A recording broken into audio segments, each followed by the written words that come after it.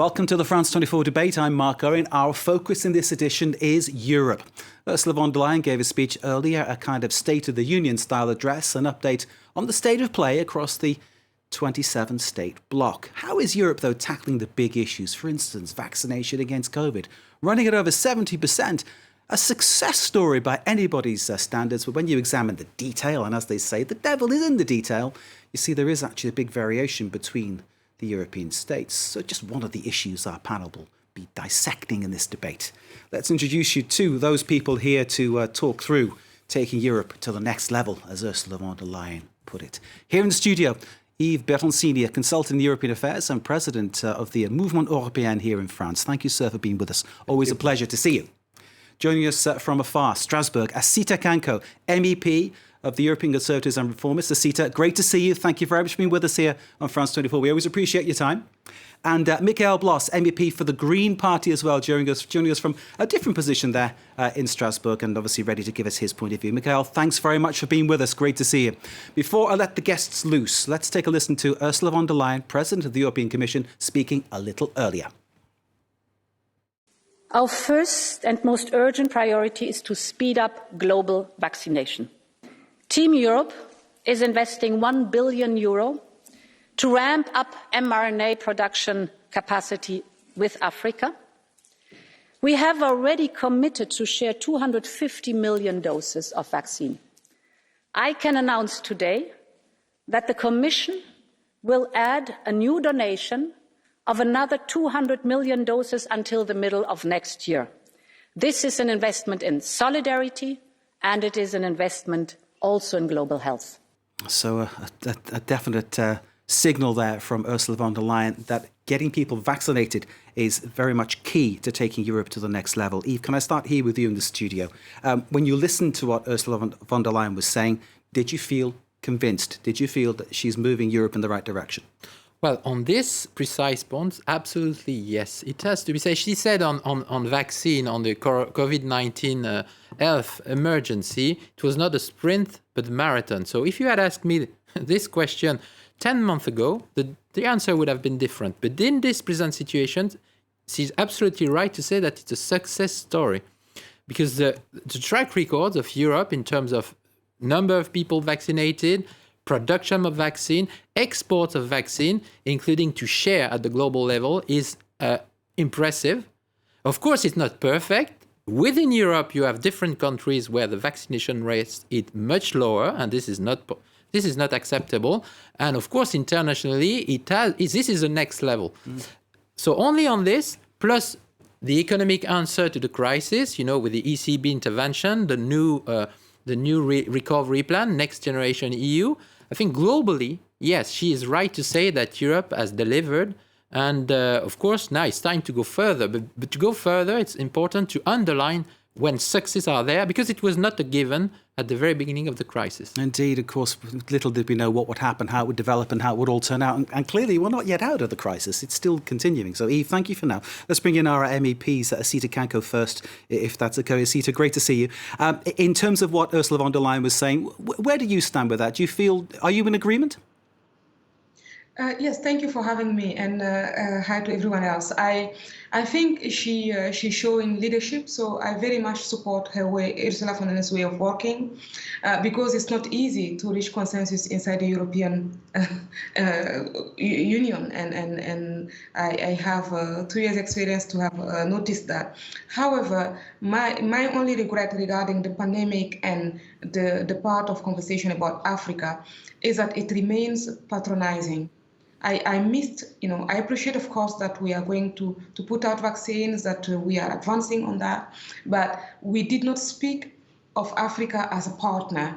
And I regret that, and I've always regretted that when the EU speaks about Africa, they forget that there is that dimension that should be developed, because strategically, China is just taking everything over there, and we are not having an EU-Africa strategy that can grant us a proper relationship that is preserving the dignity of people there and taking into account that they should be leaders themselves as well. And I've experienced that as a kid too, and still continuing. So this part should be developed in the way in which we're looking at Africa. So you'd lobby to change the way the EU deals with Africa, even on the issue of vaccines and providing vaccines. What would that be by a sort of technology exchange, taking the actual production of the vaccines to Africa, taking sort of EU technology there? Would you say that, Asita? I think it's partly that. It should be a combination of to have a holistic view on this. I was speaking to Commissioner Ursula yesterday, and she also has a very progressive view on that.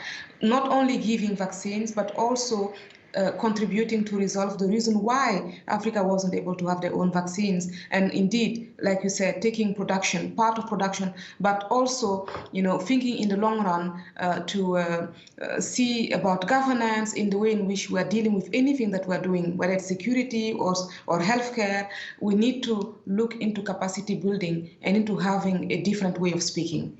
Because otherwise, in the future, it will be still the same dynamic. The dynamic needs to change. Asita, thank you for now very much indeed. Let's bring in Michael Bloss, who's waiting for us. Michael's a Green. Asita is a Conservative. I'm thinking, though, you might be in some way in agreement with a number of the things that Asita's been saying, Michael. Could you tell us? Absolutely. I agree on a number of things with her.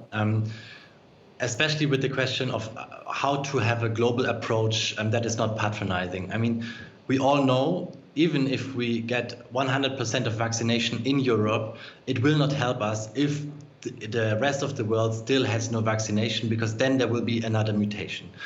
But what has happened actually is that the US, Joe Biden, has asked for a WTO waiver for the patents of the vaccination, so that everyone would be able to produce it themselves. And the EU actually was against this, and therefore it did not happen. So the best way in order to make everyone on the globe having a vaccination is to enable them to produce it themselves by a WTO waiver. And unfortunately, here Europe's position is the position that stops it. And I think here she should have done, or we could have done better, and we should be partners with the US in this regard. Michael, it's one of these problems, isn't it, that when this thing is invented, and it's great ingenuity that creates this vaccine, people want to make money out of it. That's the problem, isn't it? And that's where the kind of political and moral dilemma comes in. And clearly you're on the side of it that says this thing should be made available to everybody. I don't think it's a moral dilemma. I mean, we are in a big pandemic that has huge costs to the whole society, that has huge costs to the economy. So it's also economical to end this pandemic as fast as possible. We have been giving a lot of money for research on this vaccination. So actually they have been developed with public money. So now, providing them publicly to other countries, having a WTO waiver would be beneficial to the whole globe, because we would be ending the pandemic much sooner. So I don't think this is just a moral attitude. It would be also just an overall smarter attitude. And I really do not understand why Europe in this regard is actually blocking it. I'm sensing nodding all around the panel here. Thank you very much, Michael. There are many issues in this, so I'm going to move you on to a different aspect of what Ursula von der Leyen was talking about today. Let's take another little segment of the European Commission President's speech. On the topic of Afghanistan, you said that an extra 100 million euros of humanitarian aid will be provided to people there.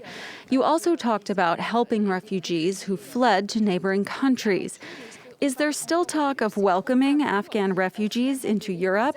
Is the new pact on migration and asylum, which you've encouraged member countries to sign, still a priority to you, or is such talk taboo? If we look at Afghanistan, so first of all, it is of utmost importance to help people in Afghanistan who are internally displaced people and who need immediately humanitarian aid. It's the basics. They need food, they need access to clean water. So here we are increasing our humanitarian aid, and it is very good to work together with the United Nations. Then there are millions of Afghans in the neighboring countries, and therefore it is important to support those neighboring countries that host them, and to give support to the Afghan people in the neighboring countries of Afghanistan. Of course, we do everything possible to help those who worked with us to bring them to safety. And indeed, in the very end, if we look at the very large picture, There is a proposal on the table, and that is the Pact for Migration and Asylum. Everything we need to manage migration in a humane and effective way is in there. And therefore, my call is on the Parliament, but also on the Member States, to progress with that file. First, my error, that wasn't from the speech. That was a little mini-exclusive snaffled by our Europe editor, Caroline de Cameray, with Ursula von der Leyen. Well done to you, Caroline. The message there, Yves Bertoncini, about immigration, migration. The EU, first time round with all the migrants coming from Syria, really was bitten badly in many ways. It backfired. I'm thinking of Merkel opening Germany to let people in, people rowing about where the migrants go. Call for a different response this time. Emmanuel Macron saying quite early on that there should be a way of actually sort of assessing this. And he got a lot of criticism for that. But isn't this the same kind of thing that Ursula von der Leyen is suggesting? Oh, yes, indeed. In the kind of same context, meaning that Europe is divided because every time we see asylum seekers coming, some of us see them as victims and some others see them as threats. So the divide, maybe you could call it a West-East divide, but not only, is still there. I mean, the main challenge from the Afghanistan crisis is a more global one, geopolitical, military, and she also delivered on this a bit later on. But to stay on this humanitarian aspect and migration flows, the first thing she could say is that there's no such massive inflows of migrants coming from Afghanistan. In the past there was, but not now. So this is the first thing to be said.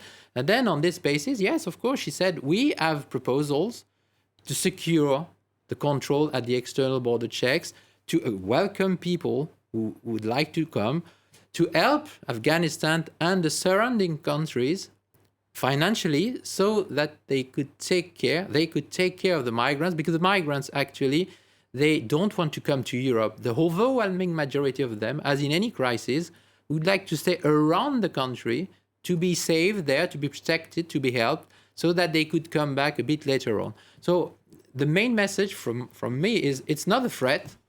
It's yes, there is something to be done, and Europe has tools, provided the European Parliament, but even more importantly, the member states can try and build a compromise on the basis of the Commission's proposal. The problem, final word, is that they probably won't make it, because for many politicians, including in Central Europe, migration is not only a problem, it's a solution, it's a political resource they play with. So that's make Mrs. von der Leyen, the Commission's task, even more difficult and challenging. Indeed, it is one of the sort of hot-button political topics, isn't it, in every country, that of migration and immigration. Let's bring in our two MEPs, Asita Kanko from the European Conservatives and Reformists, and Michael Bloss from the Greens. Starting with you, Asita. In terms of migration, I'm from the UK. The Home Secretary there, Priti Patel, is talking about pushing back, literally pushing back rubber dinghies as they arrive over the English Channel with migrants in them. I don't think anybody sees that as a civilised way to deal with the issues. What do you think about how Europe should be tackling the problem as it comes over the horizon of migrants coming out of Afghanistan? Yes, I think here, this is a big question, but I would like to reply in 3 points. First of all, I think that what is happening in Afghanistan is a consequence of a big failure in international politics, and it is also the consequence of radical Islam. So what I would like to call for, what the debate here today as well, yesterday, is that the EU should be ready to fight radical Islam, not only abroad when it's comfortable to sit safely in the hemicycle here and say so, but also here in European soil, because the way in which women are being treated in Afghanistan today, with a curtain dividing them and from separating them from men in the schools and forcing them to leave classrooms before the lesson is done, is totally unacceptable and a huge discrimination. And we do experience such things in some neighborhoods, so we need to have proper integration. Second, I regret the naivety of the European Union when President Biden came to Europe. Most of the things that are happening now could have been anticipated, and they were not. So I think they have underestimated President Biden as an American president just because they have met Trump. But it does not give us an excuse. He is defending American interests, and we should defend the EU, and we should have an alliance with him to face the rest of the world. And we are not being a geopolitical commission that was promised to us. And third, about migration, it is a big, big failure. I think this is the most unfulfilled promise that the EU made to the European citizen. And today in her speech, President von der Leyen recognized that there is a very, very slow and painful progress for the files that they have presented. And this is very sad, actually, that we are in this situation. And I think it's good that she admitted it. But very good proposals are on the table since last year.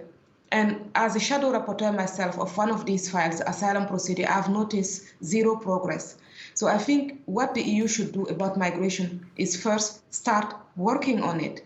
And we have done so with the Blue Card Directive that has been voted today, and we're waiting for the results. And I was one of the shadows on that, and I'm very glad that it's going to be adopted, that the EU will have also its fair share in the race for talents instead of losing them to others. So we need to combine legal migration, successfully legal migration, attract talents, and also tackle human smugglers and have proper return policy, and also have the member states work for successful integration. When people are not getting included where they go to, then they contribute also to create prejudice about what a migrant is. But it's possible actually to become part of the community, and there is added value brought by migrants also in our countries.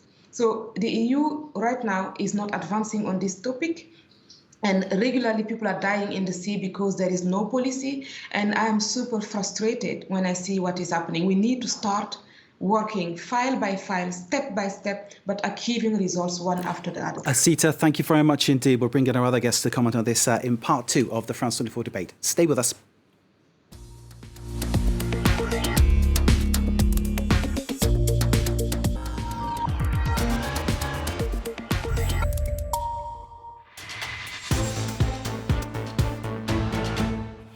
Welcome back to the France 24 debate, our hand-picked panels dissecting the challenges ahead for Europe in the light of the State of the Bloc speech by the European Commission President in Strasbourg, Ursula von der Leyen. Taking Europe to the next level is what we're discussing. Let's introduce you to our panel. Here in the studio, Yves Bertoncini, consultant on European affairs and President of the European Movement here in France. Great to see you. On the other side of our studio, our special surprise guest, Adina Rivol, who's spokesperson for the European Commission in France. Thank you very much for joining us here for part 2. Thank you for the invitation. Joining us from afar, though very welcome in this debate, of course, Asita Kanko, MEP of the European Conservatives and Reformists. Asita, great to see you. And from the Green Party, Michael Bloss, MEP. Michael, you didn't get a chance to talk about our last topic there, immigration. Can I give you the first comment here in part 2 about the issue of immigration? What are your feelings from the Green perspective? I mean, I think we really have to make a distinction what we're talking about. In the case of Afghanistan, we currently talk about asylum procedures. So we're talking about people who have to flee their country because of political reasons, because of religious reasons, because of gender reasons. And here, I think the European Union as a whole, but actually a lot of member states, they are not doing it well. They are actually quite shameful in their policies. The Netherlands only wanted to take 3 people back home that worked for their embassy. So all of the people that worked, for instance, for German embassy, for the European Union, for NATO, and are now under threat, we have to help them because they were helping us. But many act as if it would be now their own problem. So this shines a very bad light on the European Union as such, on their global reputation. And this is, I think, what we should be talking about, how to get the people that are now currently under threat out of Afghanistan so they're not going to be, for instance, killed by the Taliban. I can't see anybody disagreeing with what you're saying, Michael. Thank you very much indeed. Let's change the topic and move on to another issue that Ursula von der Leyen was talking about, the defence of the 27-state bloc. Of course, it's a big issue. And of course, there's lots of agreement and disagreement on this one. Let's bring in our special guest, Adina Rivol, who's spokesperson for the European Commission here in France. Thank you for joining us. Great to see you. We've been discussing a number of issues. COVID, we've been discussing immigration, we're moving on to defence, but obviously these things overlap, so don't be afraid to sort of bring other issues in as you feel you have to. In terms of what Ursula von der Leyen was saying today on the issue of defence, what's your reaction? Well, overall, what I saw in the Ursula von der Leyen speech is that EU delivered. In fact, EU delivered on vaccination, EU delivered on recovery, and we delivered also on the Green Deal. And we delivered as a team, Team Europe. And she spoke a lot today about the soul of Europe, and the soul of Europe, which is solidarity in the crisis.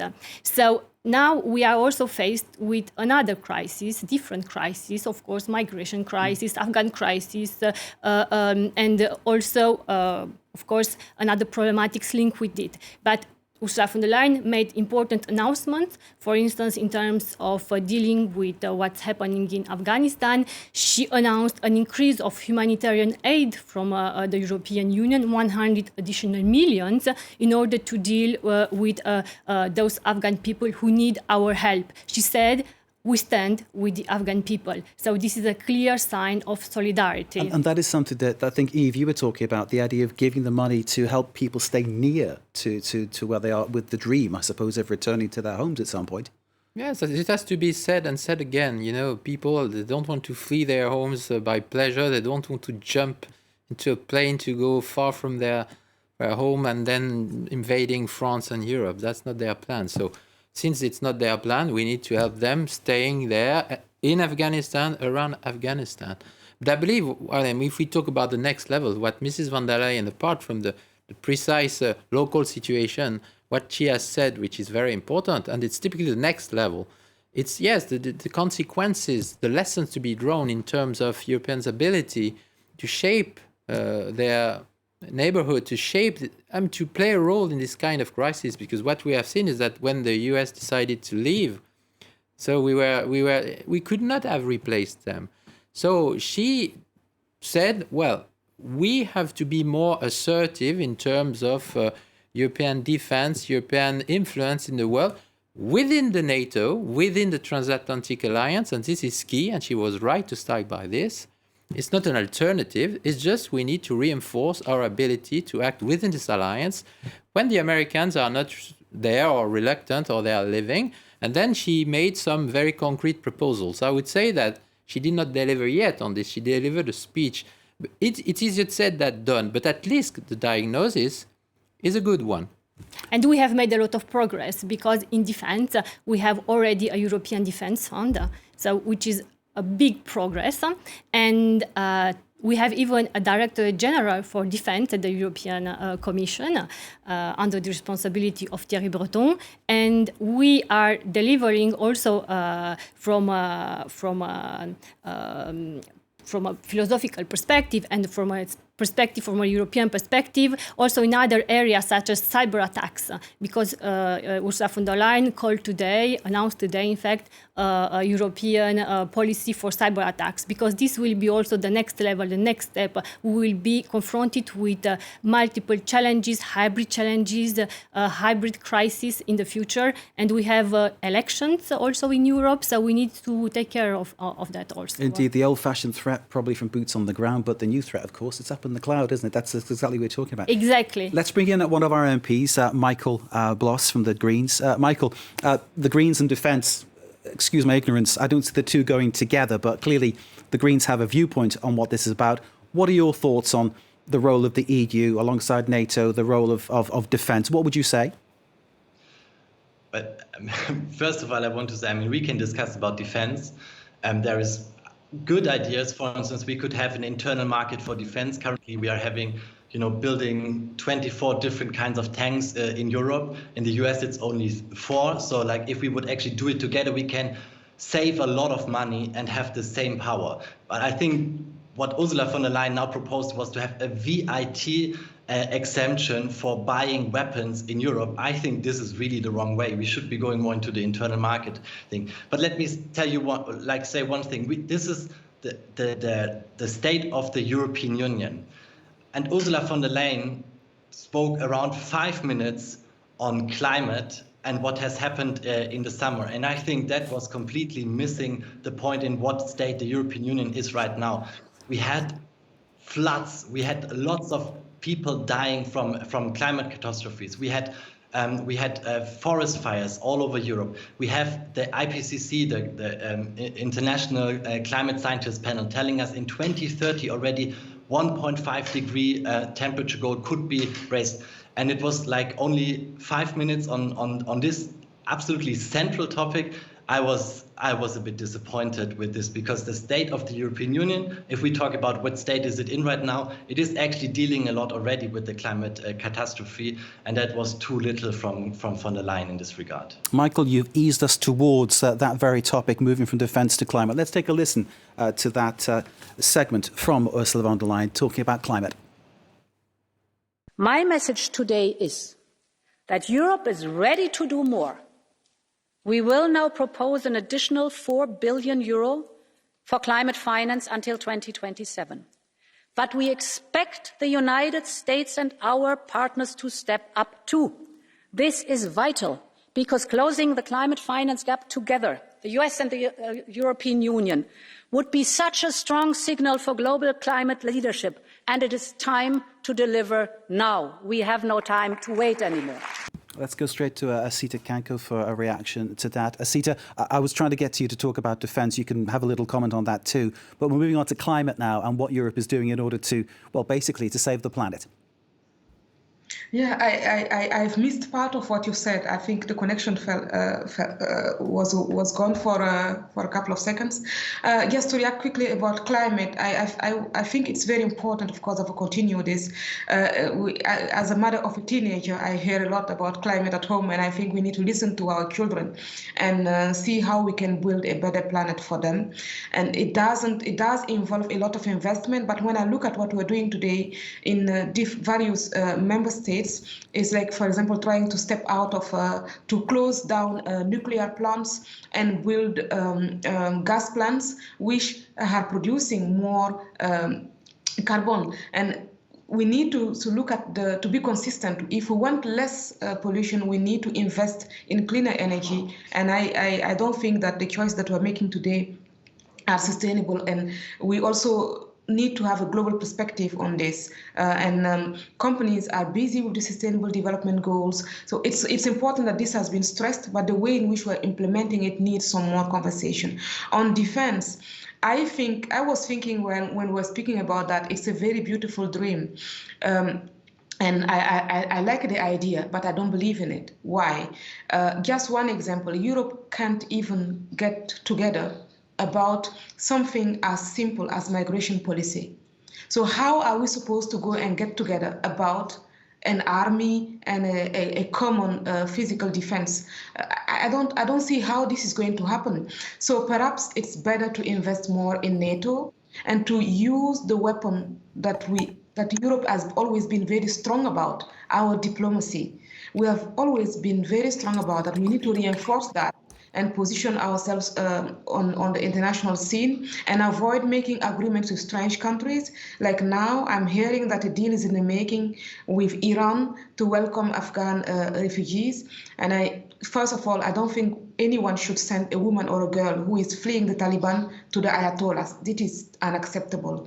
And second, do we really want to be depending on Iran just like we're depending on Turkey right now? How smart is that geopolitically? Asita, thank you. Yves? Well, I believe she proposed interesting things while using not the correct term. We see the reaction, negative reaction. The correct term is European collective security. You know, collective security. Collective security is not only about defense. You know, against terrorists, you don't think nuclear weapons. It's not only about army.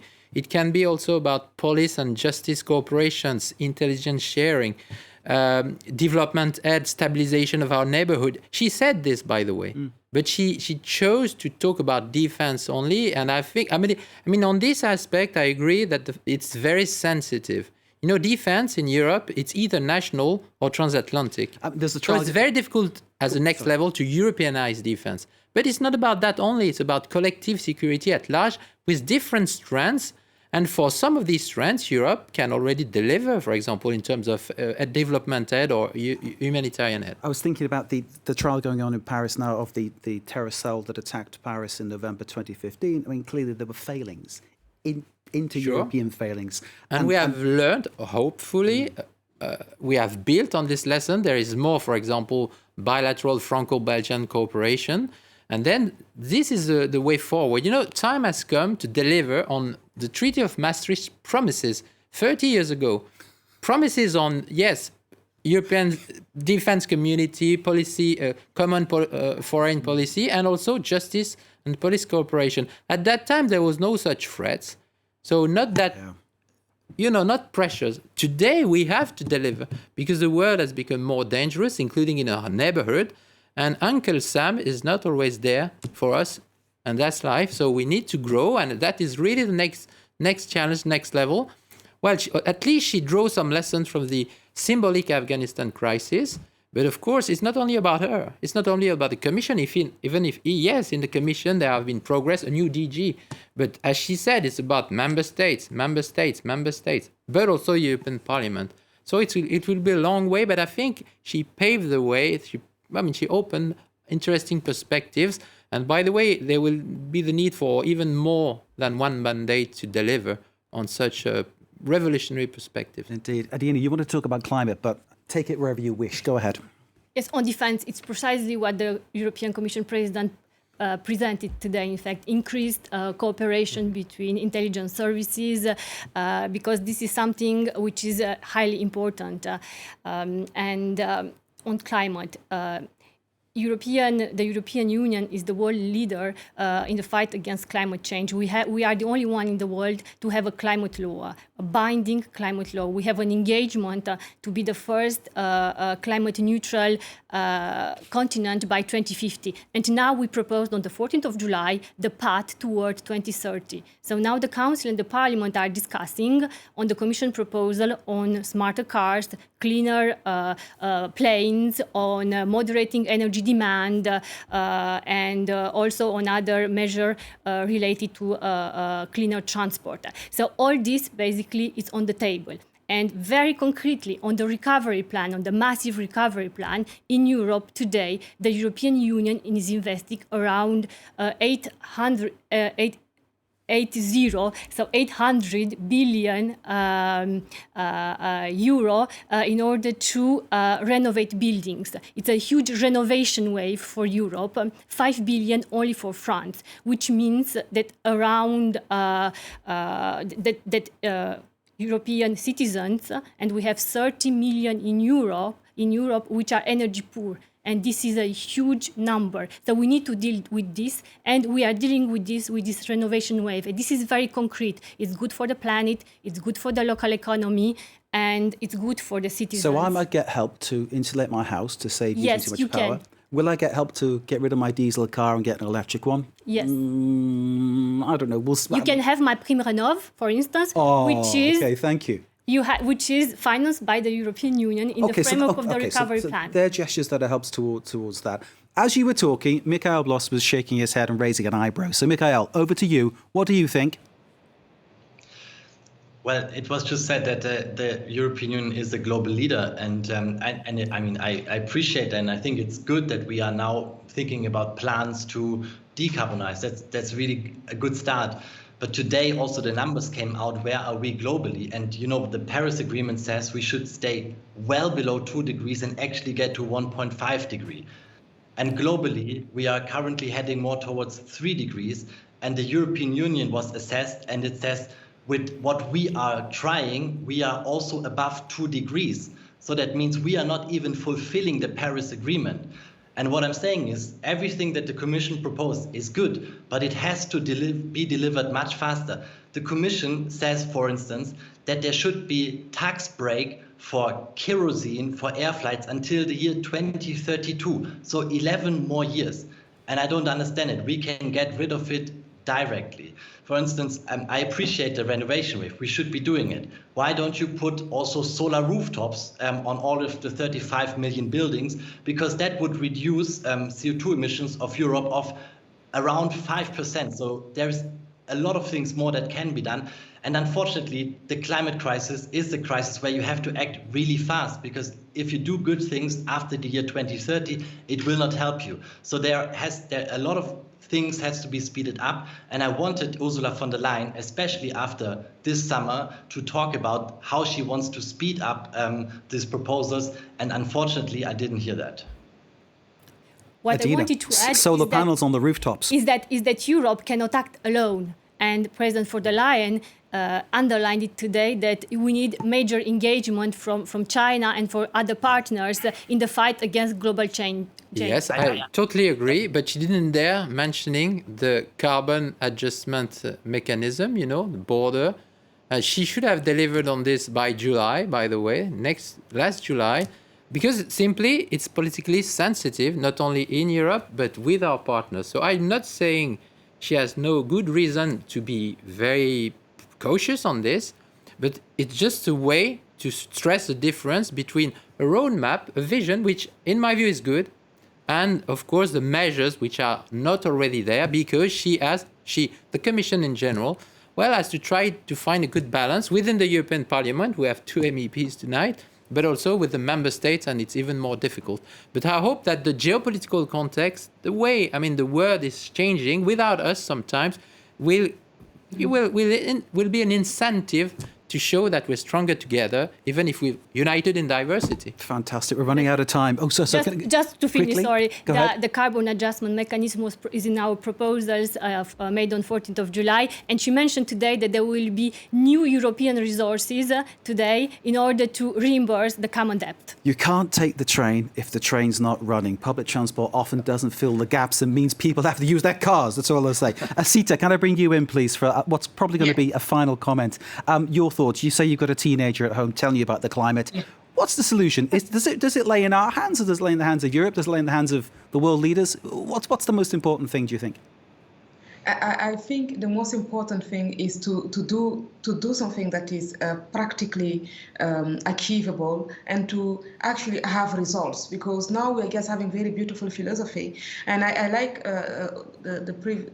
what was said here about the fact that the world is changing without us. This is absolutely true, and we are actually believing that we are a global leader on all kinds of things. And it made me think of what Thatcher once said, that when you have power, you don't need to say that you have it. It's like being a lady, you just, when we need now to say that we are global leaders, nobody else is saying that about us. So it's saying a lot of things and referring to the way in which we should listen to the youth and see how we can respond to what they wish. I will give you an example. I was trying to buy a new car, and I took my daughter with me, and she has so much influence that the car seller sent me a mail yesterday saying, I have adapted my offer to the wishes of your daughter about climate.